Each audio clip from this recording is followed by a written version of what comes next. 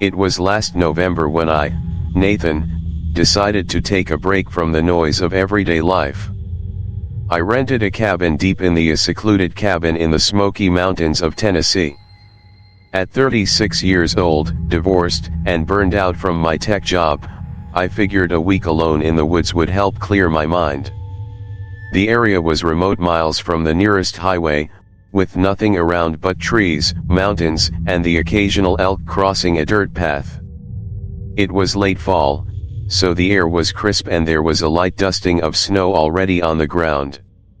The first 3 days were exactly what I needed: calm, quiet, and peaceful. I spent the time reading by the fireplace, hiking short trails, and cooking simple meals. Cell service was spotty, but I didn't mind. That was kind of the point. But around midday on the fourth day, a knock at the front door broke the silence. I hadn't seen another human since I arrived, so the sound was jarring. I approached the door cautiously. There weren't any windows that showed the front porch, so I had no idea who it could be. When I opened the door, I was met with a man bundled in a thick brown parka and a navy blue beanie. His face was pale, cheeks flushed red, and his clothes were lightly dusted with snow. He looked like he'd been outside for a while. "Can I help you?" I asked. He gave a half smile. "Hey, man. I think I took a wrong turn hiking.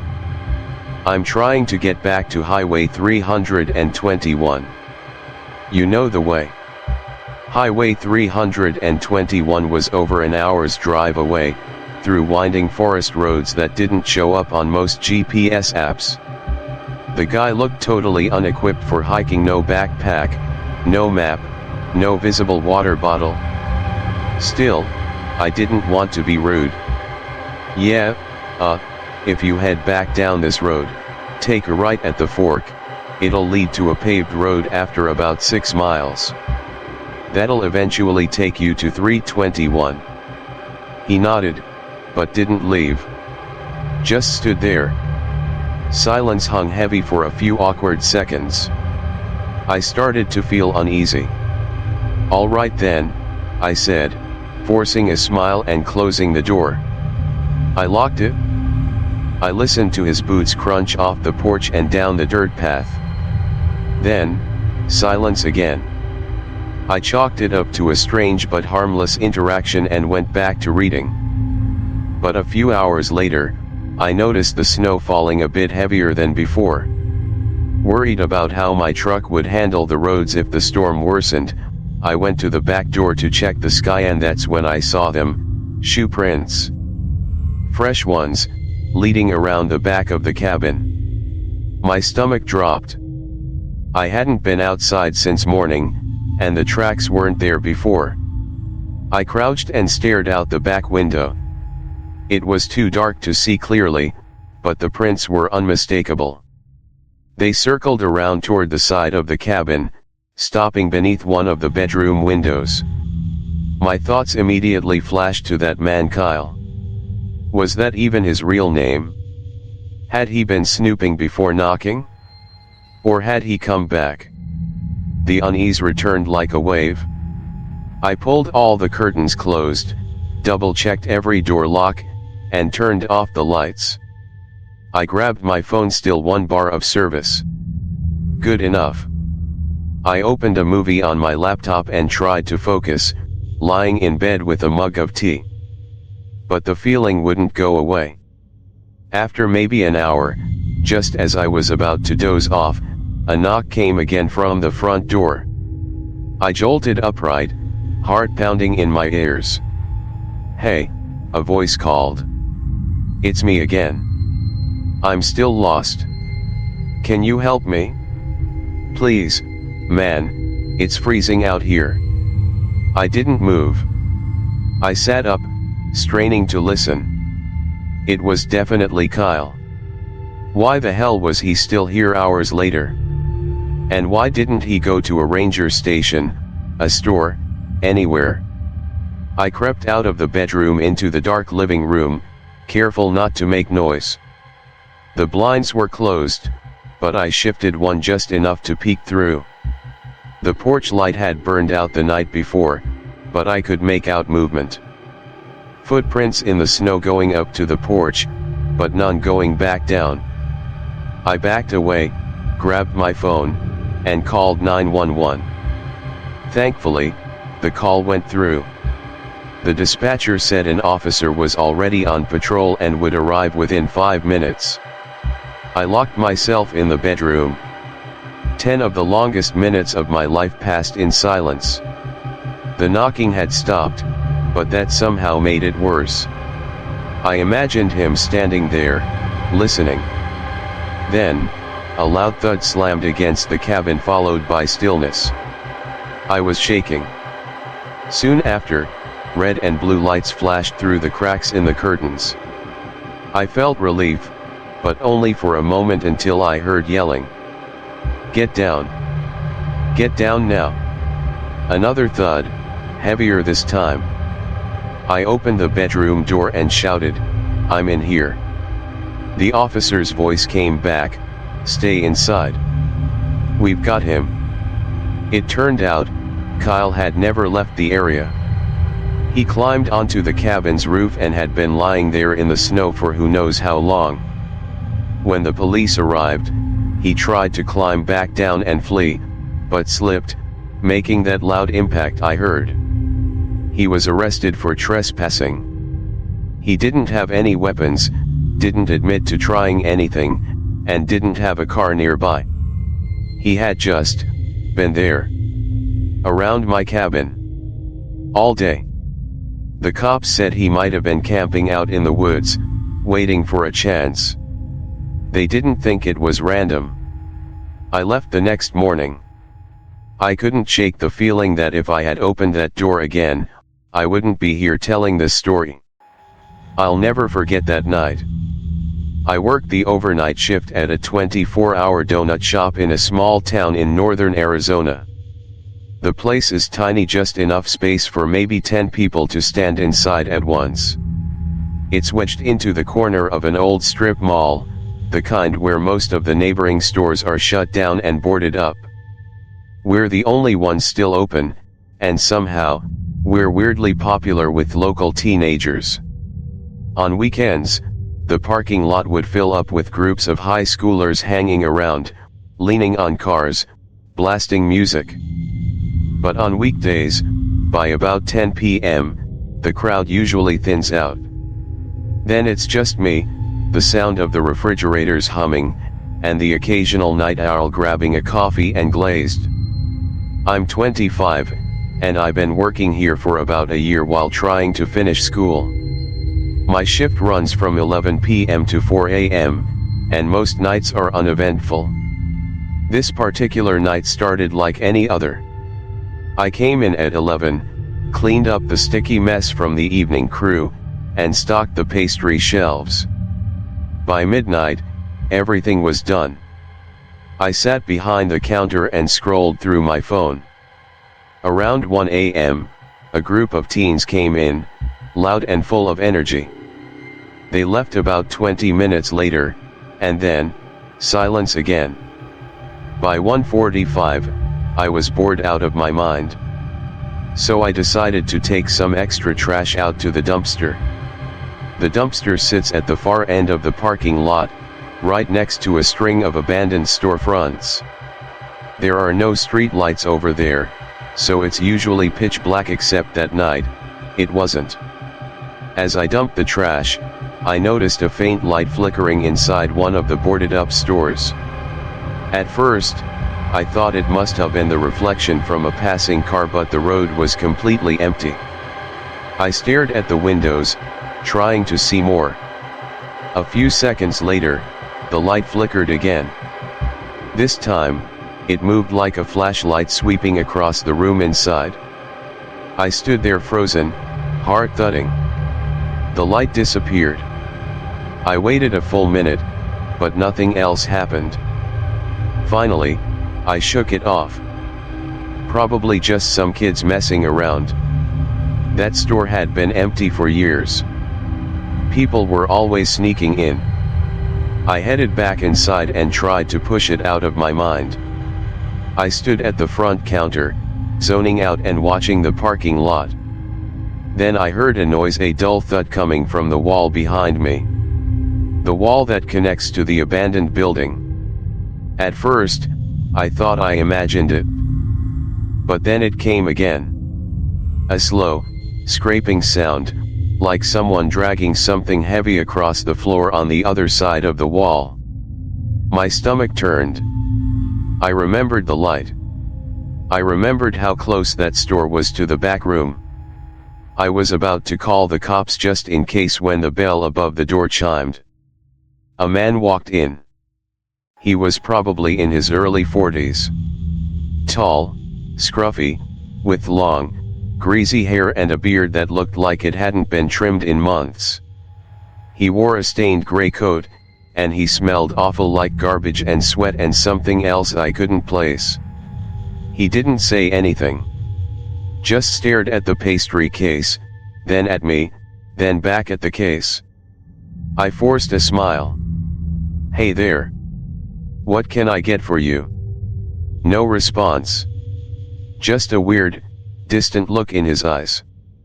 After a long pause, he gave a slow smile, turned around, and walked out the door. I stood there in stunned silence.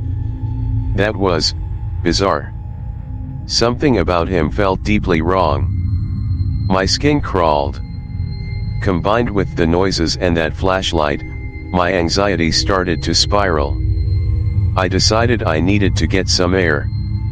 I grabbed my lunch and went out to my car. I parked a little away from the building, under a light, facing the shop. I figured I'd eat quickly and go back inside once I'd calmed down. 10 minutes passed. Then I saw movement. 2 figures appeared from around the corner of the strip mall. One of them was the strange man from earlier. The other guy looked younger, wearing a dark hoodie. He was carrying something that caught the light. It looked like a flashlight or maybe a tool. They walked up to the donut shop and went inside. My stomach dropped. I ducked low in my seat and grabbed my phone. Inside, I could see them through the windows. They weren't acting like customers. They were looking around, checking behind the counter, then going into the back room. I dialed 911, whispering into the phone. About 30 seconds later, they both ran out of the store and disappeared behind the building. When the cops arrived, the men were gone. One of the officers found a busted open side door in the back of one of the abandoned shops. Clearly, they had been in there earlier, maybe waiting, watching. The officer told me I was lucky. "If you hadn't stepped out," he said, "they might have done more than just look around." That's the part that stuck with me. The way the scruffy guy came in alone first just to check if I was by myself. Then he left and brought someone else back. They weren't there to rob the place. They didn't take anything. They were looking for me. And if I hadn't gone to eat in my car, I don't know what would have happened. My name is Jamie, and I live in a creaky old third-floor walk-up in downtown Cincinnati. The rent was cheap, which made it manageable for someone like me, 28, single, and working late hours at a call center. The place definitely had its flaws: thin walls, unpredictable heating, and a balcony door that barely latched. But for the price, it was mine. This happened on a Thursday night in October. I'd gotten off work 2 hours early, which felt like a small victory. I stopped by a gas station to grab a frozen meal and a soda, then headed home. The air was chilly, and the leaves had started falling fast, scraping across the pavement in little gusts of wind. By 9:30, I was home, microwaving dinner. I ate in front of the TV, watching old sitcom reruns under the soft glow of a corner lamp. I was already tired and had no plans to stay up late. I think I only lasted about an hour on the couch before deciding to call it a night. I turned everything off, brushed my teeth, and went to bed. I must have fallen asleep almost instantly. A few hours later, I was pulled from sleep by a sound. At first, I thought it was the usual settling of the building. It creaked all the time, especially in the wind. But something about this noise didn't feel right. It was steady, rhythmic. Creak. Pause. Creak. Pause. Creak. It wasn't random. It was walking. My heart thudded. I held still, trying to make sure I wasn't just dreaming. But the pattern continued. It sounded like it was coming from the far side of my apartment. I sat up and slipped out of bed, walking barefoot to my bedroom door. There was a long hallway that led to the living room and kitchen. I peeked out, squinting into the dark. More creaks. This time, I could tell they were getting louder, closer. And then, just as I leaned forward to listen harder, I saw him. A man. At the end of my hallway. He was walking slowly from the kitchen toward the living room, never looking in my direction. Just walking. Like he belonged there. Like this was his apartment and I was the intruder. I stumbled backward, heart racing. I slipped into my bedroom and gently pulled the door just slightly closed, too scared to click it shut. I didn't want him to hear me. The creaking continued. Then paused. Then I heard cabinet doors being opened, 1, 2, maybe 3. Then footsteps again. What was he doing? How had he even gotten inside? I remembered the sliding door on the balcony. It didn't lock properly. I'd meant to get it fixed for months. Could he have climbed up from the alley? I grabbed my phone off the nightstand. My hands were shaking. I didn't dare speak, so I typed a text to 911. I included my address and that someone was inside my apartment. I waited. Each second crawled by. From the hallway, I could hear the soft squeak of the couch cushions. He'd sat down. He was in my living room. Just sitting there. I didn't know if he had a weapon. I didn't know if he knew I was home. The thought of him walking down that hallway again made my throat tighten. Then I got a reply. Officers were en route and already in the building. I stood up, cracked the bedroom door open, and prepared myself. As I crept down the hallway toward the door, I could see the back of the man's head. He hadn't moved. Still seated. Like he was waiting. I didn't think. I ran. I threw the front door open just as the officers were stepping off the elevator. One of them yelled, the other rushed past me. Within seconds, they had him on the ground. The man didn't resist. He barely said a word. Just stared ahead blankly as they cuffed him. I had never seen him before in my life. Later, they told me he had climbed the fire escape from the alley and slipped through my balcony door. He wasn't carrying a bag. Didn't take anything. Didn't even touch my electronics. He had just wandered around, sat on my couch, and waited. They asked if I thought he'd targeted me. I had no idea. What scared me the most was that I came home early that night. If I'd gotten home at my usual time, he might have had the whole apartment to himself. Maybe he thought I wouldn't be there. Maybe he planned to wait. I'll never forget the feeling of standing frozen in that hallway, watching someone walk through my home like it was his own. It was like watching a dream, slow, quiet, and completely wrong.